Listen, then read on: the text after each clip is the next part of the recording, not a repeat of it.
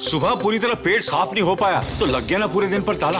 इसलिए सॉफ्टवैक 100% natural active से बना क्लिनिकली प्रूवन फॉर्मूला जो दे पेट को साफ होने का पूरा सेटिस्फैक्शन। सॉफ्टवैक, रहो हल्के, जियो खुल के। 29 सितंबर से लेकर 1 अक्टूबर 2020 तक होने वाली मॉनेटरी पॉलिसी कमेटी की बैठक पोस्टपोन कर दी गई है। अब कहा जा रहा है कि देश की बिगड़ रही अर्थव्यवस्था को पटरी पर लाने के एक उम्दा प्रयास को सरकार ने ही ध्वंस में धकेल दिया। तो मीटिंग कब तक के लिए रुक गई है, कुछ निश्चित नहीं है। ये 6 सदस्यों की मीटिंग है, लेकिन अभी इसमें सिर्फ 3 लोग हैं। मॉनेटरी पॉलिसी कमेटी यानी एमपीसी की बैठक हो पाए, इसके लिए आवश्यक है कि कम से कम 4 लोग इस कमेटी में हों। मतलब स्टाफ की शॉर्टेज इस मीटिंग के टलने का कारण है। सवाल उठता है कि सदस्यों की संख्या कम क्यों है। इस समिति में 3 सरकार के और 3 बाहरी लोग होते हैं। सरकार के तीनों लोग तो हैं, लेकिन बाहरी लोगों की नियुक्ति अब तक नहीं की गई है। पिछले महीने उनका कार्यकाल समाप्त हो गया था। आरबीआई का कहना है कि लोग तो सिलेक्ट हो गए हैं, लेकिन ज्वाइनिंग फॉर्मेलिटीज पूरी नहीं हुई है। मतलब नए सदस्यों का बैकग्राउंड और सिक्योरिटी चेक वगैरह ये सब जैसी चीजें नहीं हुई हैं। अब इस मीटिंग के न होने या पोस्टपोन होने से क्या फर्क पड़ेगा? तुम पास हो या न हो, क्या फर्क है? बेदर्द थी जिंदगी, बेदर्द है।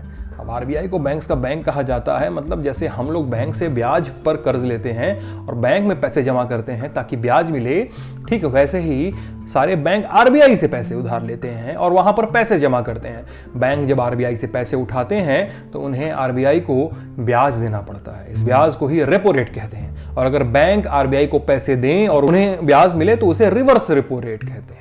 अब जितनी कम या ज्यादा ब्याज दर पर बैंक्स को आरबीआई से पैसा मिलेगा, उतनी ही कम या ज्यादा ब्याज दर पर बैंक्स आम लोगों को उधार देंगे। यानी आरबीआई में पैसा जमा करने के बाद जितना कम या ज्यादा बैंक्स मिलेगा, हमें भी बैंक्स में पैसा जमा करने पर उसी हिसाब से कम या ज्यादा ब्याज मिलेगा। तो ये जो रेपो रेट और रिवर्स रेपो रेट है, ये मॉनेटरी पॉलिसी कमेटी की बैठक में ही डिसाइड होता है। हर तिमाही बिना किसी नागे के, नागा अब पड़ गया। इसी पर सब निर्भर करती है सरकार की ढेर सारी चीजें। केवल आपको लिए कर्ज पर मिलने वाले ब्याज की दर और जमा पैसों पर मिलने वाला ब्याज ही नहीं डिसाइड होता, बाजार में उपलब्ध कैश यानी लिक्विडिटी भी इस पर निर्भर करती है। तो स्थिति कितनी गंभीर है, पी चिदंबरम के ट्वीट से समझिए कितनी गंभीर है। अब रेडियो वाले दिनों में जब किसी विशेष स्टेशन को सुनना होता था तो रेडियो को उस स्टेशन पर सेट करने की प्रक्रिया को ट्यूनिंग कहते थे। फिर अगर एक स्टेशन पकड़ में आ जाए तो धीरे धीरे दूसरी वाली घुंडी घुमाकर उसे और क्लियर करने की प्रक्रिया को फाइन ट्यूनिंग कहते थे। इसी तरह की फाइन ट्यूनिंग की बात पूर्व मंत्री पी चिदंबरम ने अपने अगले ट्वीट में की है। उनका आशय यह है कि इस वक्त देश की आर्थिक स्थिति ऐसी नहीं है कि एक पॉलिसी बना दी और बस बैठ गए। उन पॉलिसीज की लगातार फाइन ट्यूनिंग करने की आवश्यकता है ताकि भारतीय अर्थव्यवस्था वाले रेडियो में विकास वाला स्टेशन जो है क्लियर पकड़े और लगातार पकड़े।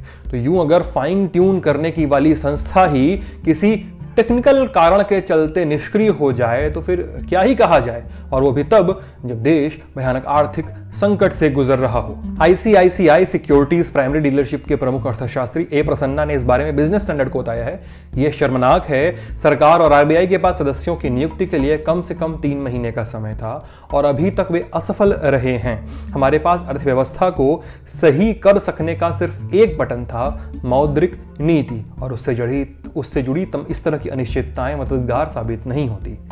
यानी जीडीपी गर्त में है, अर्थव्यवस्था डूब चुकी हुई बताई जा रही है और मीटिंग नहीं होगी।